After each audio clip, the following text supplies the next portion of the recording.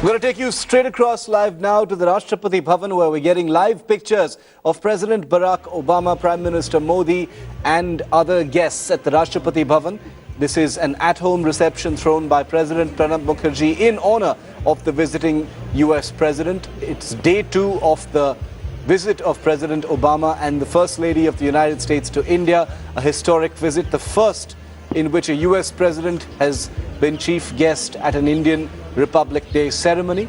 A lot of attention that has been paid to the symbolism, the body language, the bonhomie, the camaraderie between the two leaders has been a lot. There's been a lot written today across channels and across media.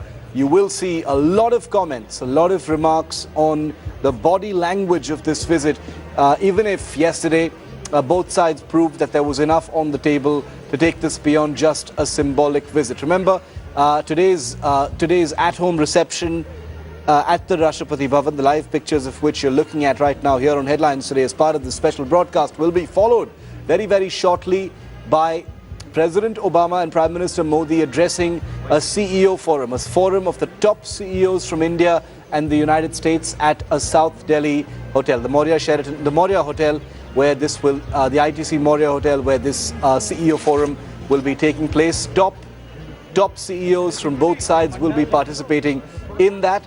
A great deal of attention being paid to the kind of message that both the leaders will be sending out, given the ambitious trade, investment and business targets that both sides have from each other.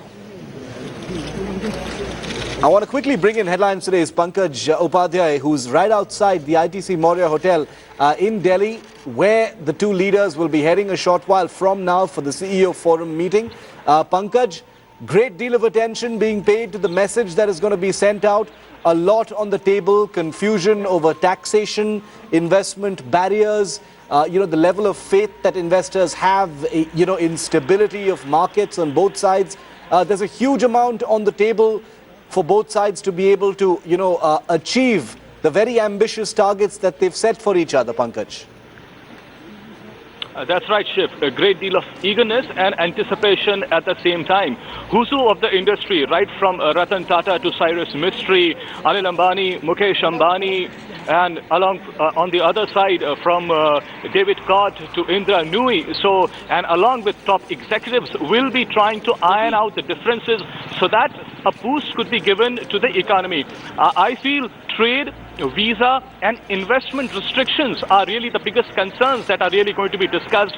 Sources clearly say at this point of time, India needs foreign investment. And this is the time when the concerns would be put across the table so that the differences can be really ironed out. Of course, as far as the Indian investors are concerned, as far as the Indian executives are concerned, they would want more space in the American market, especially for the agricultural products. They would possibly also be talking about a free trade agreement. But on the other side, as far as the American executives are concerned, definitely they would be talking about the restrictions on the foreign investment. Bit of a confusion that is there as far as the taxation is concerned, but also to the commitment that Prime Minister Narendra Modi has been talking about of 100 smart cities, how both the countries can really work together to restructure those smart cities, really. And President Barack Obama had already said that he would want the trade to increase beyond $100 billion.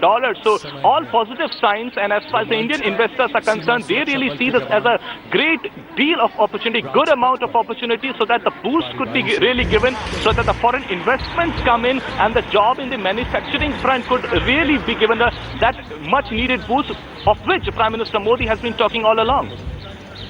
Absolutely. Like I said, a huge amount of attention that's going to be paid. Remember, investing in business communities on both sides look for stability. They look for confidence in the markets, in the investing and business environment on both sides before taking decisions. Overall, they're looking for some political leadership, some guidance about the manner in which both countries actually plan to achieve the very, very ambitious trade targets from 100 billion currently to 500 billion in the next 5 years is one of the many targets that the two countries have set for each other.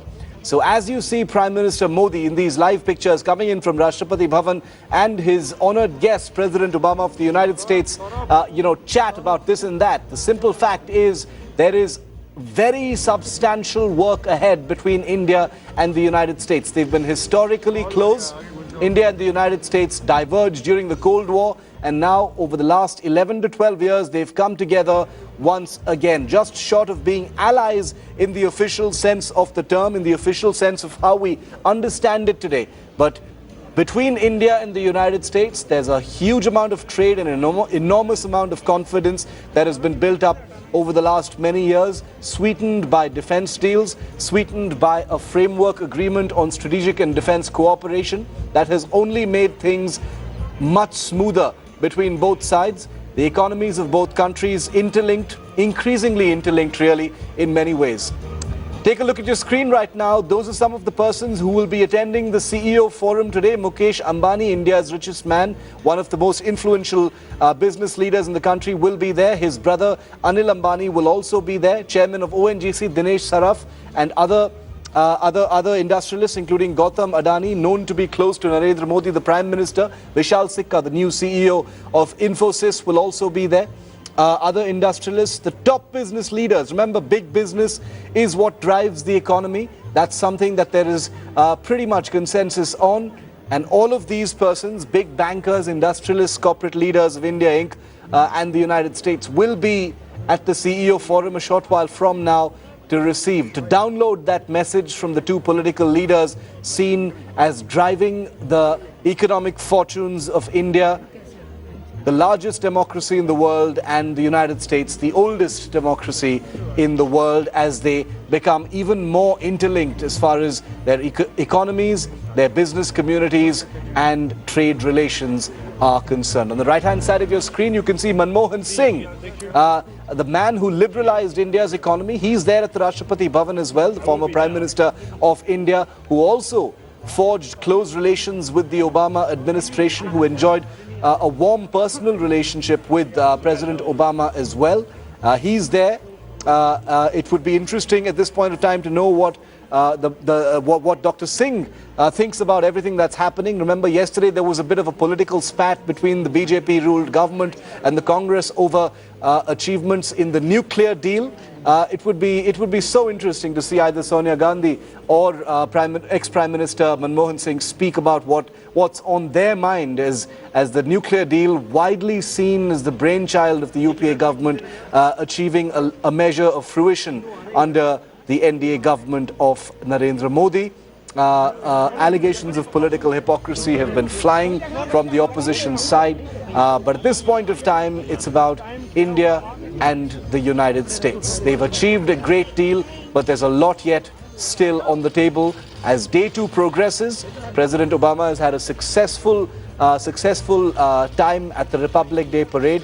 Here you can see him with President Pranab Mukherjee and Prime Minister Modi as they wave for a brief photo opportunity for the cameras before the next event. It's a busy time for world leaders. President Obama has chosen to be in India, for almost 2.5 days, which would have been longer had it not been for the Saudi king's death. President Obama has had to cancel his Agra visit, which was originally scheduled for tomorrow, and will be leaving for Saudi Arabia around midday tomorrow. These live pictures are going to continue to come in here on Headlines Today.